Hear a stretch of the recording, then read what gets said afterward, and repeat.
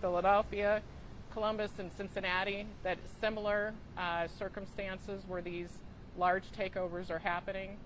What we're finding is they are communicating on social media platforms.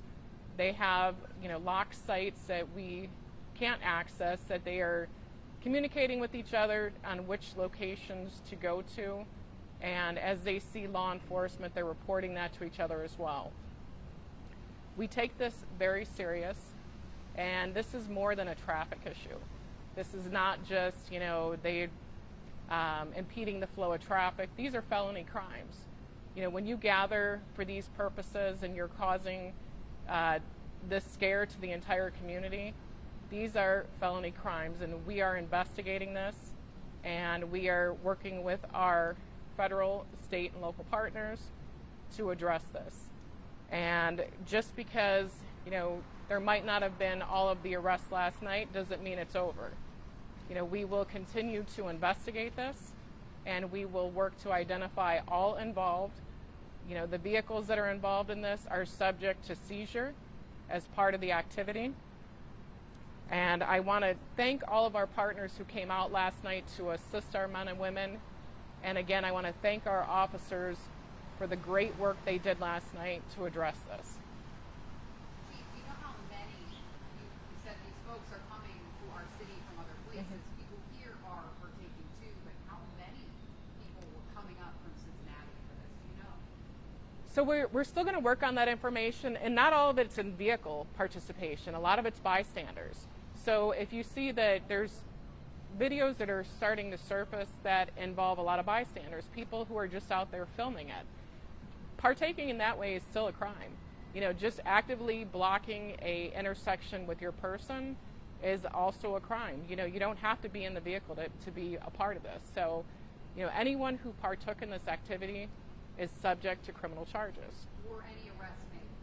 So at this point, we're trying to sort through what was actually connected, the arrests that were made last night. But as the organizers, we're still investigating that. A lot of these folks, sorry, I'm so sorry. A lot of these folks had masks on. Mm-hmm. How hard is that to track down who these people are and why they come to our city to do this? So a lot of that, one of the other things we found are reports of fictitious license plates that were being used on these vehicles. It's going to take a lot of, investigative work on it, but we are committed to putting our resources in to make sure that we identify and arrest the individuals involved. Is there any body count or dash count for the media to have? So what we're going to work on throughout the day today is to get out as many photos of the vehicles and the suspects to the media. So hopefully sometime tomorrow we should be able to get you as much information, and we would hope that that information gets shared so our community can help to identify the individuals involved to stop this activity. When did you guys get the tip that something like this could happen? Late yesterday evening, and it was just, an Instagram post that was out there. And as soon as we received that post, we actively started, investigating that to see if there was validity to the posting and to get everyone alerted to watch for any cars that were coming in mass numbers. You said this was happening in different places, not just here. Has there been any information about why they're doing this? Is this just a trend, like another social media trend that people just like to do? Are they trying to send a message? It appears to be a trend. You see this is a large social media gathering, the following that they have. And the biggest thing they're doing is they're posting the videos everywhere, and that's where you can find everything. The information is all available on social media. So if you have somebody that you're friends with on social media and you see they're posting this or they participated in that, we ask that you call and you let us know, because this activity affects everyone, and it's extremely dangerous, not only for the participants, but for the bystanders and for just the community who's just trying to get where they need to go. And the disturbance that it causes to the community is ridiculous. To have in the middle of the night you hear fireworks going off, your tires screeching in your neighborhood. Nobody wants that at their front door. Yes? What is Cleveland Police going to do to deter this kind of organized action in the future? It's obviously taking to the streets and causing that unacceptable. How are we going to do that with the lack of perceived manpower in Cleveland Police? So the lack of manpower is always that word that comes up. We still have almost 1,200 officers here in the city. So, that's a lot of officers. We have a lot of men and women doing really great work. And, with anything like this, a lot of times, we are reactive because we don't know about it ahead of time. But we do try to have that proactive response with our real-time crime center and our fusion center to research this activity and to see if we can get ahead of it. What's the protocol when you respond to something like this? You mentioned officers trying to, move people along. How are they dealing with individuals that have pellet guns and masks and, like you said, it's lighting fires? What are officers doing? So the primary thing that we talk about is safety. Not only the safety of our men and women, but the safety of the public. So when they're approaching these situations, if they are, by themselves, it's one car, and they respond, and there's numerous people out there, and there's not that immediate, threat of life for somebody, then our, expectation is that they have to take their safety into consideration first. And a lot of times what you'll see is the officers are activating their overhead lights, their sirens, to try and get them to break it up. And a lot of times that does work, but it doesn't always work.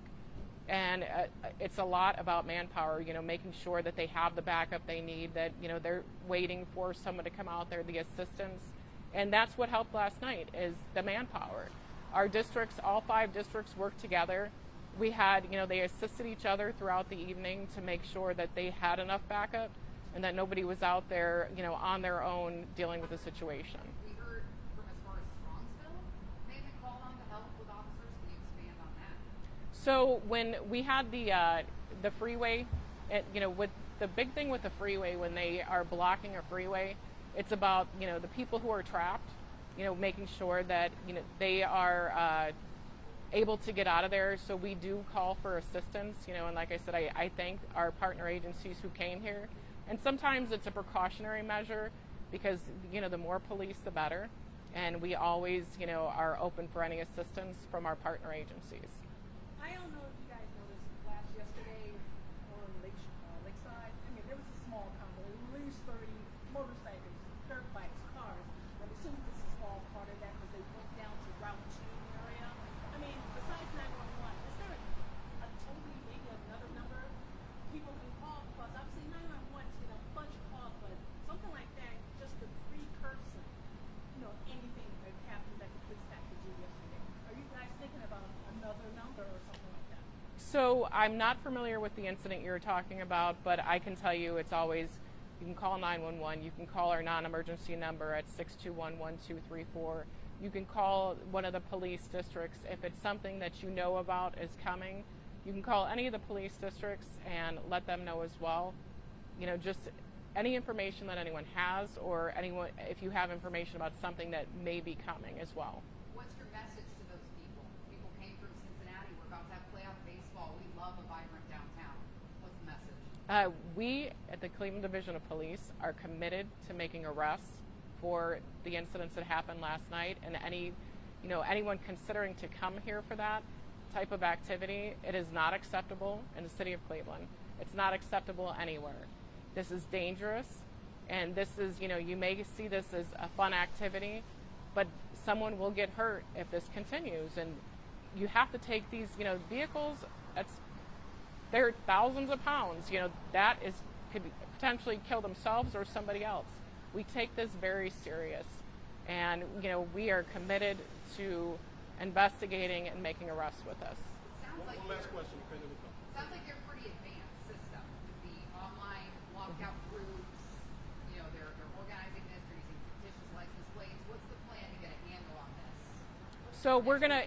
So we have, we're setting up, what we call, a task force to address it internally, but we also are going to work with our federal partners for best practices. This is something we've been researching since we've known it's happening throughout the country. We've been talking to, bigger cities throughout the country to see how they're addressing it, to make sure we're doing, the best practices here as well. With this, are you going to Yeah, go ahead. Just one more. Okay, so obviously with the pellet gun situation, that's obviously incredibly dangerous. They're being shot. Were there any directives given to your officers about use of force during these incidents?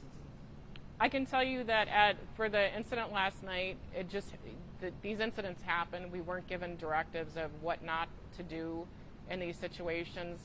The officers are trained, and they're trained very well, and they will, they know what our use of force policies are, and these things are situation based. And sometimes when you're pointing a pellet gun at somebody, it's, how do you determine what is a pellet gun and what is a real firearm if someone's pointing it at you? And those are hard determinations, and that's a very risky behavior. Thank you, everyone. Like Chief mentioned, we're going to try to get some images out to you guys as soon as we can. I'll make sure you guys all get them. Do you have any stat numbers about how many officers were called in? It's not at this point. Okay. Okay. Okay. Thank you.